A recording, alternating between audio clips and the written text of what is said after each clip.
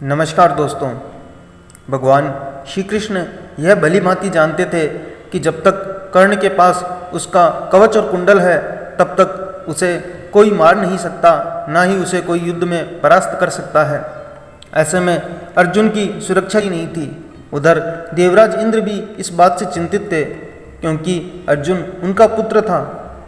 भगवान कृष्ण और देवराज इंद्र दोनों यह जानते थे कि जब तक कर्ण के पास यह कवच और कुंडल है वह युद्ध में अजय रहेगा।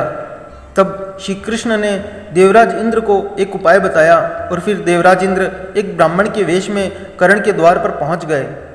देवराज भी सभी के साथ में खड़े हो गए।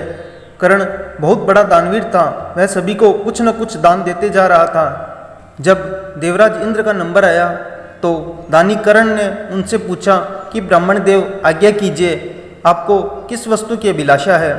तब इंद्र ने कहा कि महाराज, मैं बहुत दूर से आपकी प्रसिद्धि सुनकर आया हूँ। कहते हैं कि आप जैसा दानी इस धरती पर कोई दूसरा नहीं है, तो मुझे यह पूरा विश्वास है कि आप मुझे मेरी इच्छित वस्तु अवश्य देंगे। फिर भी मन में कोई शंका न रहे, इसीलिए आप पहले संकल्प कर लें, तत्पश्चात ही मैं आपसे मांगूंगा।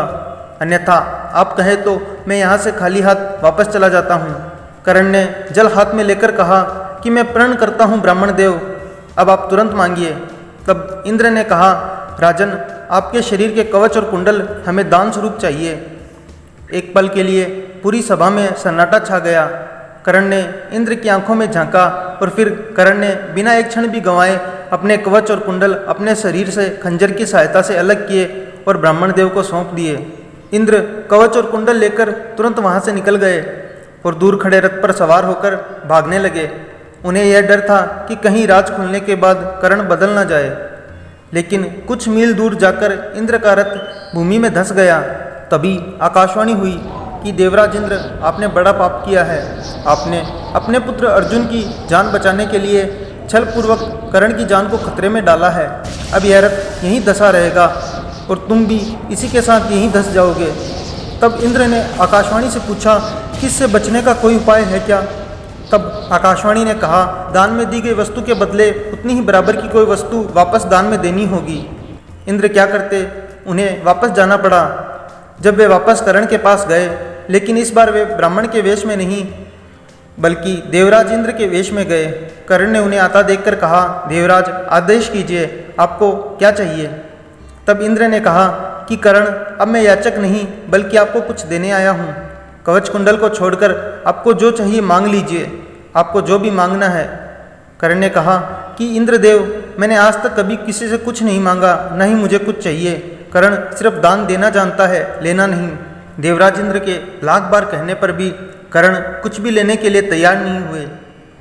तब हारकर इंद्र ने कहा कि मैं ये वज्र रूपी शक्ति आपको बदले में देकर जा रहा हूँ। आप जिसके ऊपर भी यह चला दोगे वह इससे बच नहीं पाएगा। भले ही आप साक्षात काल के ऊपर भी इसे चला देना, लेकिन इसका प्रयोग आप सिर्फ एक बार ही कर पाओगे। कर्ण कुछ कहते उससे पहले ही देवराज वह वज्र शक्ति वहां रखकर तुरंत भाग लिए। कर्ण के आवाज देने पर भी वे नहीं रुके।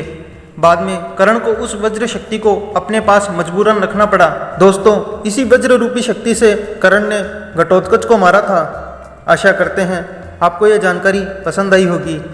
धन्यवाद।